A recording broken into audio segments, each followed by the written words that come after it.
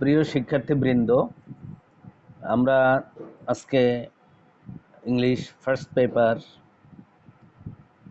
এর first paper থেকে একটা ইম্পর্টেন্ট প্যাসেজ এবং এই প্যাসেজ থেকে বোর্ডে কি ধরনের প্রশ্ন আসে সেগুলো নিয়ে আলোচনা করব। ঠিক আছে? কি ধরনের প্রশ্ন বোর্ডে আসে সেগুলো নিয়ে আমরা আলোচনা করব, কারণ শুধু প্যাসেজটা পড়িয়ে গেলেই তো হবে না, এখান থেকে কি প্রশ্ন আসতে পারে সেটাও তোমাদের জানতে হবে। ঠিক কি না? ওয়ালাইকুম আসসালাম। তাহলে তোমরা খাতা কলম নিয়ে বসো, প্রত্যেকে খাতায় লিখতে থাকো। English first paper, Rajshahi board 2017, কমা দিয়ে 2018, সবাই লিখো। আর যদি কারো কাছে বই থাকে তাহলে বই খোলো। আমি আবার বলি, শুরুতেই লিখবা ইংলিশ ফার্স্ট পেপার। এটা যে কোনো বই হতে পারে, রাজশাহী বোর্ড 2017-18 সালে এটা আসছে। তো এটা নবদূত সম্ভবত, হ্যাঁ নবদূত। এটা নবদূতের। তোমরা যদি থাকে হাতের কাছে বইটা, তাহলে পেজ নাম্বার হলো 939 বের করো। পেজ নাম্বার 939, তার মানে হচ্ছে রাজশাহী বোর্ড 2017, রাজশাহী বোর্ড 2018 লেখা আছে। ঠিক আছে? রাজশাহী বোর্ড 2017, রাজশাহী বোর্ড 2018 লেখা আছে, কাজেই তোমরা এটা বের করো। আমরা এটা নিয়ে আজকে আলোচনা করব, এটা ইম্পর্টেন্ট। তার মানে এটা হলো ক সেটেও আসছে, খ সেটেও আসছে, তাহলে বেশি ইম্পর্টেন্ট না হলে তো আসতো না। আচ্ছা, তাহলে আমরা কুয়াকাটা এই প্যাসেজটা এর আগে করেছিলাম। প্রত্যেকটা লাইন বাই লাইন আমরা অর্থ শিখেছি। তো ওয়ালাইকুম আসসালাম। আমরা কুয়াকাটা প্যাসেজটা প্রত্যেকটা লাইন বাই লাইন আমরা অর্থ সহ পড়েছিলাম, এবং এটার যে একটা ব্যাকগ্রাউন্ড পটভূমি তাও ব্যাখ্যা করেছি। কুয়া কেন নামকরণ করা হলো, কুয়াকাটা এই নামকরণটা কেন হলো, এবং ওখানে কারা বাস করে, কুয়া কাটতো কারা। এই যে কুয়া কাটা হতো, কুয়া মানে কি, একটা গর্ত, গর্ত করে সেটার মধ্যে পানি আনার ব্যবস্থা, এটা কারা করতো? তো সেটা হলো অনেক আগে, যখন বাংলাদেশ স্বাধীন হয় নাই, পাকিস্তানও স্বাধীন হয় নাই, তখন ছিল ব্রিটিশ আসার আগে, মোগল আমলে। মোগলরা যখন দেশ শাসন করত, তখন বর্তমান মায়ানমার থেকে আরাকান রাজ্য বলা হইতো, আরাকান রাজ্য থেকে মোগলরা এই রাখাইনদের বিতাড়িত করে দিল। তারা নদীপথে বাংলাদেশের এই এলাকায় এসে পৌঁছলো, তার মানে সেটা হলো কুয়াকাটা। সেটা সেটা হচ্ছে একদম দক্ষিণাঞ্চলে পটুয়াখালী জেলার অন্তর্গত, এবং এটা কলাপাড়া থানা, আর ইউনিয়নের নাম হলো লতাচাপলি। তো এই প্যাসেজটা আমরা পড়েছি, ব্যাখ্যাও করেছি। এখন তোমাদের এখান থেকে প্রশ্ন নিয়ে আলোচনা করব। যারা পারো তারা ঝটপট উত্তর দিবে। ঠিক আছে? মনে থাকবে? আচ্ছা, এবার তাহলে তোমরা খুব মনোযোগ দিয়ে শোনো। সিনিক স্পট, সিনিক স্পট একটা দৃশ্যময় সৌন্দর্য মণ্ডিত স্থান বলতে কি বোঝানো হয়েছে? আবার শোনো, সিনিক স্পট। আমরা কিন্তু প্রশ্ন পর্বে চলে আসছি, প্রশ্ন পর্বে আমরা চলে আসছি। আবার শোনো, সিনিক স্পট দৃশ্যময় স্থান বলতে রেফার করা হয়েছে কোন, কাকে, কোন জিনিসটাকে, কি রেফার করা হয়েছে? A place having multiple sins, নাকি a place having calm atmosphere, নাকি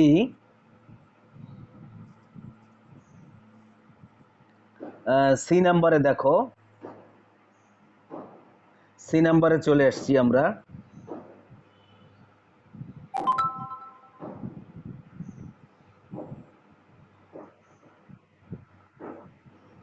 হ্যাঁ, তোমরা বলতে পারবা, দুই একটা উত্তর দিতে পারবা? একের এ কোনটা হবে? একের এ 3 হবে a place of unparalleled natural beauty. Unparalleled natural beauty, good. এটা একজনে বলতে পারছো, তোমাকে অনেক ধন্যবাদ, থ্যাংক ইউ ভেরি মাচ। এরকম ব্রাইট স্টুডেন্ট আমরা চাই। আচ্ছা, তারপরেরটা দেখো, নাম্বার কত এর পরেরটা? Number B, the word shimmering. Shimmering দ্বারা কি বোঝানো হয়েছে? দি ওয়ার্ড শিমারিং, শিমারিং শব্দটা দ্বারা, শিমারিং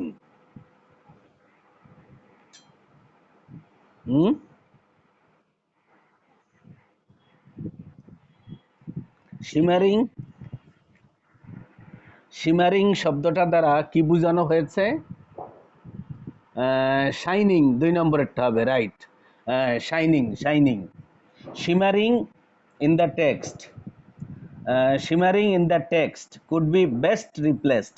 মানে শিমারিং শব্দটা টেক্সট বইয়ে ব্যবহার করা হয়েছে, এই টেক্সট বইয়ে এই শব্দটার পরিবর্তে কোন শব্দটা সবচেয়ে ভালো ব্যবহৃত হতে পারে? তার মানে নাম্বার 2 এর 2, মানে শাইনিং। 3 নম্বরে চলে আসো, রাখাইন। 3 নম্বরে হচ্ছে the Rakhine originally came from. এই রাখাইনরা অরিজিনালি কোথা থেকে আসছে? এটা কিন্তু তোমাদের ওই দিন আমি এটার উপরে 2 দিন আলোচনা করেছি। আমার মনে হয় যারা ক্লাসগুলো করেছে তারা একদম বোর্ড ফাইনাল পরীক্ষা পর্যন্ত তারা পারবে। তাহলে এই রাখাইনরা অরিজিনালি, অরিজিন মানে উৎপত্তিগতভাবে কোথা থেকে আসছে? সি নাম্বার বলতেছি। হ্যাঁ, তাহলে সি নাম্বারের 4, আরাকান ডিস্ট্রিক্ট। আরাকান ডিস্ট্রিক্ট মানে মায়ানমার রাজ্যটা আগে বলা হয়তো কিন্তু বার্মা, এই বার্মার আরাকান ডিস্ট্রিক্ট থেকে ওরা অরিজিনালি বাংলাদেশে আসছে। এরপরে ডি নাম্বারে চলে আসো, the best synonym of vibrant. Vibrant, the best synonym of vibrant, এটা কত number? The best synonym of vibrant, D নাম্বারে। ডি নাম্বারে না, এটা হবে ব্রিলিয়ান্ট। ডি নাম্বারে কি বলছি? The best synonym of vibrant, তুমি কি বলছো? ব্রিলিয়ান্ট, এটা ব্রিলিয়ান্ট হবে। না না, ব্রিলিয়ান্ট, ব্রিলিয়ান্ট হবে এটার অর্থ অনুসারে। ব্রিলিয়ান্ট, অর্থ অনুসারে ব্রিলিয়ান্ট দাঁড়ায়। আচ্ছা, এরপরে আমরা কত নম্বরে যাব? ই নাম্বারে, Kuakata is truly A virgin beach and sanctuary for migratory winter birds. What does it imply? এটা দ্বারা কি বোঝানো হয়েছে? কুয়াকাটা মূলত একটা অনুপম বা সৌন্দর্যের বীচ এবং এটা একটা পবিত্র স্থান। এটা দ্বারা কি বোঝানো হয়েছে? কে বলতে পারবে? কত? হ্যাঁ হ্যাঁ, গুড গুড। ই নাম্বারের 1, কুয়াকাটা, উত্তরটা হবে Kuakata is a beach in its original pure condition and a rare abode for guest birds। মানে অরিজিনাল পিওর কন্ডিশন, তার মানে ভার্জিন লেখা আছে না, ভার্জিন শব্দটা কিন্তু আমরা আগের ক্লাসে ব্যাখ্যা করেছিলাম। ভার্জিন এখানে কেন ব্যবহার করা হয়েছে? ভার্জিন শব্দের মূলত অর্থ হচ্ছে আনম্যারিড গার্ল, অবিবাহিত কুমারী আর কি এটা। তাহলে এখানে ভার্জিন বিচ, তার মানে একটা সমুদ্র সৈকত, সেটাকে ভার্জিন কেন বলা হলো? তার মানে হচ্ছে এই বীজটা সৃষ্টিকর্তা প্রাকৃতিকভাবে যেভাবে রেখেছে, যেভাবে তৈরি করেছে, ঠিক সেভাবে আছে, অক্ষত অবস্থায় আছে। কেউ এটাকে কোনো পরিবর্তন করে নাই। আকার আকৃতি কোনো জায়গা ভরাট করা, কোনো জায়গা কেটে দেয়া, অথবা সৌন্দর্য আরো বর্ধিত করা, প্রাকৃতিক সৌন্দর্য বর্ধিত করা, ওই রকম আর্টিফিশিয়াল সৌন্দর্য বর্ধনের কাজ কেউ করে নাই, অথবা এখান থেকে কেউ কোনো কিছু হস্তক্ষেপও করে নাই। এই জন্য বলা হয়েছে ভার্জিন, ভার্জিন বিচ। তাহলে কুয়াকাটা হলো একটা ভার্জিন বিচ এবং পবিত্র তম স্থান, বিশেষ করে হিন্দু এবং আহ, খ্রিস্টান, বৌদ্ধ সম্প্রদায়ের জন্য। তাহলে ই নাম্বারেরটা হবে 1। আচ্ছা, এরপরে আমরা চলে যাব কিন্তু আমাদের সিলেবাস অনুসারে, তোমরা তো সিলেবাস পেয়েছো, সিলেবাস অনুসারে কিন্তু সব নাই। এরপরে বি আছে, বি নম্বরেরটা তো অনেক বড় কোশ্চেন অ্যান্সার, আমরা কিন্তু চলে যাব এরপরে অন্য একটাই। জি জি, বলো।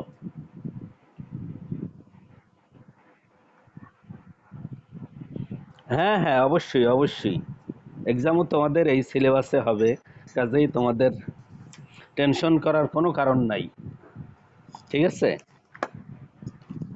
বাদবাকি বাদবাকি সাবজেক্টের সিলেবাস যে কি পরিবর্তন হয়ে কি হয়েছে, এটা কিন্তু ওই সমস্ত টিচাররা দিবে। ঠিক আছে, মানে তোমার যে সাবজেক্টের সমস্যা, সেই সাবজেক্টের টিচারের সাথে এই বিষয়টা আলোচনা করবা। ক্লিয়ার? আচ্ছা, থ্যাংক ইউ ভেরি মাচ। আমরা এখন, আমি বলছিলাম যে সিলেবাসে তোমাদের যেগুলো আছে আমরা তো সেগুলো নিয়েই আলোচনা করব, তাই না?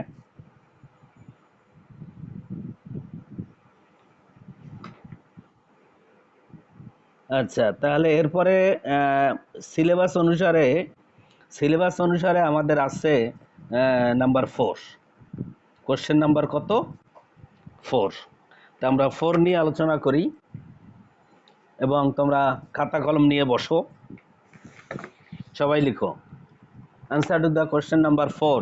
আর আগেই তো লিখে নিয়েছো রাজশাহী বোর্ড 2017, লিখছো না একদম উপরে? English second paper, English first paper, Rajshahi board 2017। এখন আমরা করব answer to the question number 4। সবাই লিখো অর্থ সহ, শূন্যস্থানে কি বসবে, কেন বসবে, সেটা আমরা ডিসকাস করব, না বুঝলে আমাকে প্রশ্ন করবে। আচ্ছা, শুরু করে দিলাম। কনফ্লিক্ট, দ্বিধা দ্বন্দ্ব। কনফ্লিক্ট মানে কি? দ্বিধা দ্বন্দ্ব, দুইজনের মধ্যে দ্বন্দ্ব শুরু হয়ে গেল, অথবা দুইটা গ্রুপের মধ্যে দ্বন্দ্ব শুরু হয়ে গেল। হ্যাঁ, দেখা যায় রাস্তায় গাড়ি চলতে দিচ্ছে না, আর একজন বলতেছে আমি গাড়ি চালাবো, আমি যাব, পুলিশ বলতেছে না, আপনি গাড়ি চালিয়ে যেতে পারবেন না। তাহলে এই দুইজনের মধ্যে কনফ্লিক্ট শুরু হয়ে গেল। হ্যাঁ, অথবা দুইটা গ্রুপ হতে পারে। তাহলে কনফ্লিক্ট ক্যান বি, কি হতে পারে? Conflict can be defined, defined, দেখো ডিফাইন্ড শব্দটা আছে, conflict can be defined. Conflict শব্দটাকে ব্যাখ্যা করা যায় এভাবে, as clash of value and ideas among other among other among other things, and the most serious form of conflict is dash clashes. তাহলে প্রথমটা কনফ্লিক্ট ক্যান বি ডিফাইন্ড, আসলে conflict কাকে বলে? তাহলে ডিফাইন, কনফ্লিক্টকে ব্যাখ্যা করা যায় এভাবে, ক্যান বি ডিফাইন্ড। প্রথমটা ভালো করে তোমাদের মনে আছে, কনফ্লিক্ট ক্যান বি ডিফাইন্ড। আচ্ছা, তারপরেরটার দিকে যাও আস্তে আস্তে। কনফ্লিক্ট ইজ, কনফ্লিক্ট অনেক সময় হতে পারে আর্মড, লেখা আছে দেখো, armed, armed clashes, armed clashes আছে নিশ্চয়ই, আর্মড ক্ল্যাশেস। এবং এই কনফ্লিক্ট এক সময় অস্ত্র পর্যন্ত গড়াতে পারে, গোলাগুলি পর্যন্ত গড়াতে পারে। দুই গ্রুপের মধ্যে কনফ্লিক্ট, দেখা যায় এক গ্রুপ দেখা যায় অস্ত্র শস্ত্র নিয়ে আসছে। ফ্যামিলিগত যদি ভাবে হয়, তাহলে দেখা যায় বাসা থেকে দা অথবা অন্য এই ধরনের জিনিস নিয়ে আসছে। আচ্ছা, তাহলে আমরা বি নাম্বারে কি বলছি? বি নাম্বারে বললাম conflict is armed clashes, armed. B নাম্বারে কি লিখছো?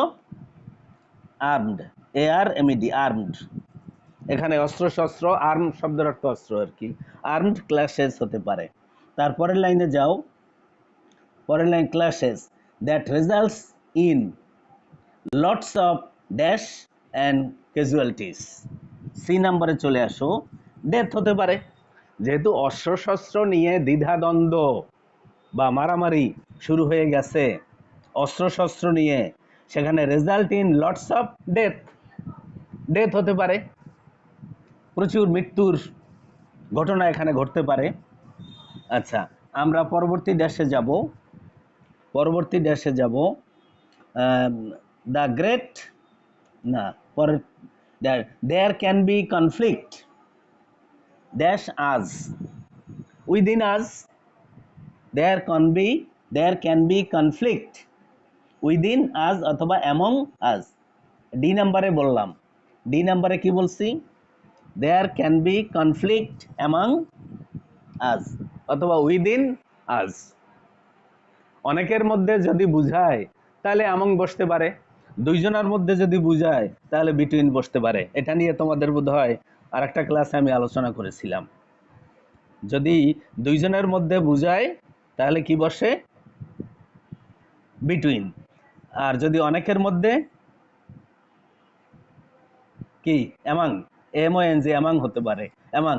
তাহলে এখানে আমরা অ্যামাং দিতে পারি অথবা কি দিতে পারি, উইদিন, উইদিন মধ্যে আর কি, আমাদের মধ্যে উইদিন আজ বা অ্যামং আজ। হ্যাঁ, উইদিন দিতে পারি অথবা অ্যামংও দিতে পারি। তারপরে আমরা ই নাম্বারে চলে আসলাম, ই নাম্বার, ই নাম্বারে দেখো, ই নাম্বার একটা, অ্যামং আজ which is dash intrapersonal conflict, in which is dash intrapersonal conflict, which is called intrapersonal, intrapersonal, হ্যাঁ, হ্যাঁ, intrapersonal, intrapersonal মানে শুধু ব্যক্তিগত না, মানে কয়েকজন ব্যক্তি মিলে, হ্যাঁ, কয়েকজন ব্যক্তি মিলে যে জিনিসটা জড়িত, একজনের মধ্যে জড়িত না, তাহলে শুধু পার্সোনাল। তাহলে যে বিষয়টা দুইজন, তিনজন, চারজনের নিয়ে জড়িত সেটা হলো ইন্ট্রা পার্সোনাল। যেমন ইন্টার বোর্ড, শুধু যদি ঢাকা বোর্ড বলো তাহলে একটা বোর্ডকে বুঝায়, আর যদি বলো ইন্টার বোর্ড তাহলে দেখা যায় 7টা বা 8টা বোর্ড আছে, এই সবগুলোকে বুঝায়। তাহলে intrapersonal, which is called, আমরা কত নাম্বারে লিখলাম, ই নাম্বারে লিখলাম কি, ই নাম্বারে কি লিখলাম, called, which is called intrapersonal conflict। পরবর্তী লাইনের দিকে যাও, পরবর্তী লাইনের দিকে যাও, the conflict between conflict between or among persons, এখানে শুধু বিটুইন বলে নাই, তারপরে দিয়েছে দেখো অর, অরের পরে দিয়ে ড্যাশ, ড্যাশের পরে লেখা আছে পারসনস, তাহলে অনেকগুলো ব্যক্তি, তাহলে অ্যামং বসবে, অ্যামং, এমওএনজি, অ্যামং। আচ্ছা, আবার শোনো, বিটুইন দিয়ে তারপরে দিয়েছে অর, অরের পরে ড্যাশ, তারপরে পারসনস, তাহলে এখানে অনেকগুলো ব্যক্তি কি বুঝিয়েছে, তাহলে অ্যামং, এফ নাম্বারে অ্যামং লিখো, এফ নাম্বারে কি লিখছো, অ্যামং, অ্যামং পারসনস, হ্যাঁ, is called dash conflict, interpersonal conflict, interpersonal conflict, interpersonal conflict is called interpersonal conflict, আন্তঃব্যক্তিগত সম্পর্ক। হ্যাঁ, কত নাম্বার লিখলাম আমরা, জি নাম্বার লিখো, জি নাম্বার। এটা কিন্তু শিখতে হবে, এগুলো কিন্তু আমরা করোনা পিরিয়ড শেষ হয়ে গেলে আমরা যেগুলো পড়াচ্ছি এগুলোর উপরে পরীক্ষায় দেব, এর মধ্য থেকেই দেব। কারণ অনেক সময় স্টুডেন্টদের পক্ষ থেকে দাবি আসে, স্যার এগুলো তো পড়ানো হয় নাই, কাজেই তোমাদের আমি আগেই বলে দিলাম যেগুলো পড়ানো হচ্ছে এগুলোর ভিতর থেকেই কিন্তু আসবে। আচ্ছা, তাহলে কত নাম্বার লিখছো, জি নাম্বার, জি নাম্বারে কি লিখছো, কি লিখছো ড্যাশে, গুড, থ্যাংক ইউ, ইন্টারপার্সোনাল লিখেছো। তারপরের লাইনে যাও, হ্যাঁ, তারপরের লাইনে চলে আসো, constraint of resources is also a dash of conflict, H number কে বলতে পারো? কারণ। কজ অফ কনফ্লিক্ট, হ্যাঁ কজ অফ কনফ্লিক্ট মানে দ্বিধাদ্বন্দ্বের কারণ। সম্পদের যে সীমাবদ্ধতা, সম্পদের কি কম সম্পদ আর কি, সম্পদের সীমাবদ্ধতা এটাও অনেক সময় এই দ্বিধাদ্বন্দ্বের কারণ। পৈতৃক সম্পত্তি, মনে করো এক খণ্ড জমি ঢাকার পুরান ঢাকায় মাত্র 3 কাঠা জায়গা বাবা রেখে গেছে, তার মধ্যে দেখা যায় 3 ভাই 2 বোন। এখন এই 3 কাঠা জায়গা নিয়ে এদের মধ্যে সমস্যা হতে পারে, ঠিক আছে, ইন্টারপার্সোনাল সমস্যা হতে পারে, এবং এটা হলো cause of conflict. Cause of, H নাম্বারে আমরা কি বললাম? Cause of conflict. ওই যে রিসোর্স বা সম্পদ বা 3 কাঠা জমি, এটা হতে পারে কজ অফ কনফ্লিক্ট। এইচ নাম্বারে আমরা কি লিখলাম? cause of conflict, and it is known as dash conflict, economic conflict। তাহলে যেহেতু এটা সম্পত্তি, সম্পদ, এটার সাথে কি টাকা পয়সা জড়িত আছে না নাই? হ্যাঁ অবশ্যই আছে। তাহলে এটা হবে তোমার ইকোনমিক কনফ্লিক্ট, মনে থাকবে, যেটার সাথে অর্থনৈতিক বিষয় জড়িত, সম্পদ জড়িত, টাকা পয়সা জড়িত, সেটাকে বলা হয় কিন্তু ইকোনমিক, মনে থাকবে, ইকোনমিক কনফ্লিক্ট। আমরা লাস্ট লাইনে চলে আসছি। Conflict is a very common phenomenon. এই যে কনফ্লিক্ট, এটা কিন্তু অতি সাধারণ একটা ঘটনা। ফেনোমেনন হলো ঘটনা বা বিষয় বা ব্যাপার। কনফ্লিক্ট এটা অত্যন্ত সাধারণ, এটা হতেই পারে। নিজে শুধু রাস্তাঘাটে যে বন্ধু বান্ধবদের মধ্যে হবে তা নাই, তা নয়, নিজের ঘরেও হতে পারে, 2 ভাইয়ের মধ্যে হতে পারে, 2 বোনের মধ্যে হতে পারে। তাহলে যে কোনো মানুষের মধ্যে এই কনফ্লিক্ট যে কোনো সামান্য ঘটনা নিয়েও হতে পারে। বাট লাস্ট লাইনে চলে আসো, but sometimes it tax dash forms, dash serious forms, কিন্তু এটা অনেক সময় মারাত্মক আকার ধারণ করে। এই কনফ্লিক্ট তো মনে করো যে সামান্য বিষয় নিয়ে এটা হতে পারে, কিন্তু মাঝে মাঝে এটা মারাত্মক আকার ধারণ করে, টেক্স সিরিয়াস ফর্মস। কাজেই তোমরা প্রত্যেক এটা লিখেছো, টেক্স, টেক্সের পরে যে নাম্বারে, যে নাম্বার তাই না, যে নাম্বারে তোমরা লিখছো সিরিয়াস। তার মানে আমরা তাহলে প্রথম থেকে একটু দেখতে পারি নাকি? প্রথমে কি লিখছো তোমরা? একজনে বলো। এ নাম্বারে, না না না, শুধু এ নাম্বারে কি লিখেছো? Defined. B, B number armed, C number deaths, D number within, E number called, ঠিক আছে, F number among, very good, G number interpersonal, H number cause, thank you. তারপরে আই নাম্বার ইকোনমিক, লাস্টে যে নাম্বার সিরিয়াস অথবা অ্যাগ্রেসিভও আমরা ব্যবহার করতে পারি। আচ্ছা, এরপরে দেখো 5 নম্বরে চলে আসো। সবাই লিখো answer to the question number 5। Answer to the question number 5, সবাই লিখো answer to the question number 5। লিখছো সবাই? আচ্ছা, তাহলে এবার এটা নিয়ে আমরা একটু ডিসকাশন করব। Answer to the question number 5। আচ্ছা, তাহলে দেখো সিনসিয়ারিটি, সিনসিয়ারিটি শব্দের অর্থ হলো সরলতা। সিনসিয়ারিটি শব্দের অর্থ সরলতা। Is the best way of achieving success. মানুষের সরলতা বা সততা হলো সফলতা অর্জন করার সবচেয়ে বড় উপায়। One can go a long way if one does anything with sincerity. কোনো ব্যক্তি যদি এই সরলতা বা সততা নিয়ে থাকে তাহলে সে জীবনে বহুদূর পর্যন্ত যেতে পারে। কারণ সততার যে মূল্য, এটা আল্লাহ নিজেই এই সততার পুরস্কার দিয়ে থাকে। আর কোনো কয়েকজন মানুষের মধ্যে গন্ডগোল লেগে গেল, দেখা যায় যে সৎ ব্যক্তি সে কিন্তু soon or late, today or tomorrow, সে কিন্তু সফল হয়, বাকিরা সমস্যায় পড়ে যায়।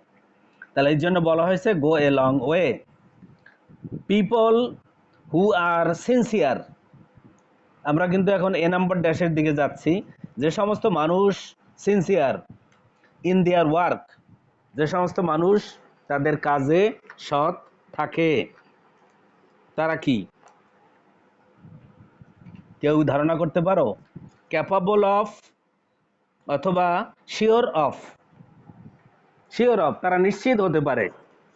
হ্যাঁ, ওয়ার্দি অফ, কনফিডেন্ট অফ, হ্যাঁ হ্যাঁ কনফিডেন্ট হতে পারে এ নাম্বার একটা, শিওর অফ হতে পারে, ক্যাপাবল অফ হতে পারে। তাই তোমরা 2-3টা লিখে রাখো। কি কি বললাম? Sure of, confident of, confident of, capable of. হ্যাঁ শিওর, ঠিক আছে। আচ্ছা, আমরা পরবর্তী লাইনে যাব। পরবর্তী লাইনে কি আছে? Make sure of making anything success. The great men, মহাপুরুষেরা আর অলসো সিনসিয়ার, মহাপুরুষেরাও কিন্তু sincere, because they, B number দেখো কি হতে পারে? বিকজ দে নো হতে পারে, হ্যাঁ কি নো অথবা থিঙ্ক অথবা বিলিভ, কোনটা ভালো লাগে?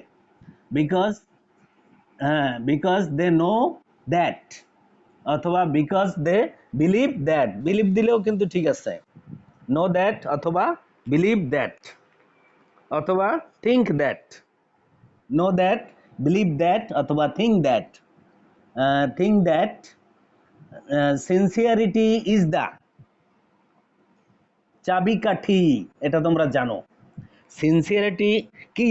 Sincerity is the key to success, K E Y, key to success, sincerity is the key to success. ঠিক আছে, লিখে রাখো K E Y, key to success. Those who are not sincere, হ্যাঁ আমরা ডি নম্বরে চলে আসছি। Those who are not sincere, যারা সিনসিয়ার নয়, যারা সিনসিয়ার নয় তাদের কথা বলা হয়েছে, those who are not sincere. আচ্ছা, পরবর্তী লাইনে যাও। আমাদের টাইম প্রায় কিন্তু শেষ হয়ে, টাইম কিন্তু শেষ হয়ে আসছে। Those who are not sincere, আমরা কত নম্বরে আসছি? Can never, can never go, right. Can never go, can never গো, তারা অনেক দূর যেতে পারে না। আচ্ছা, can never go, never go a long way in the world, তারা এই দুনিয়ায় অনেক দূর এগোতে পারে না, কারণ অসততা নিয়ে অনেক দূর আগানো যায় না। দ্য পুয়ার পিপল, দরিদ্র মানুষেরা আর not always sincere because they do not know the value of sincerity. Sincerity, গরিব মানুষেরা অনেকেই দেখা যায় সিনসিয়ার হয় না, কারণ তারা মনে করে তারা সিনসিয়ারিটির যে ভ্যালু এটা তারা জানে না। ইফ দে নো ইট, যদি তারা সেটা জানতো, if they know it they would make, they would make a good use of it. They would make, make, they would make a good use of it, তারা সিনসিয়ারিটির ভালো ব্যবহার করত। পরবর্তী লাইন, পরবর্তী লাইন কোনটা? Sincerity, sincerity means not only to do work sincerely বা properly, বা প্রপারলি 22 নম্বরে লিখো, সিনসিয়ারলি বা প্রপারলি। সিনসিয়ারিটি বলতে শুধুমাত্র কোনো কাজ সঠিকভাবে করতে হবে সেটাই বুঝায় না, তাহলে আর কি বুঝায়? বাট অলসো উইথ ডিউটিফুলনেস, সততার সাথে করতে হবে, কর্তব্য পরায়ণতার সাথে করতে হবে। Honesty, modesty, and good behaviour. Good বিহেভিয়ারও থাকতে হবে তার মধ্যে। ব্যাড বিহেভিয়ার দিয়ে কখনো সিনসিয়ার হওয়া যায় না। আচ্ছা, পরবর্তী দেশ, if all of us, I নাম্বারে, if all of us become sincere, if all of us become sincere, আমরা সবাই যদি সিনসিয়ার হয়ে যাই বা সবাই যদি সিনসিয়ার হই, আওয়ার কান্ট্রি উইল কি, শিওরলি, ডেফিনেটলি, সার্টেনলি, আনডাউটেডলি, কোনটা ভালো লাগে?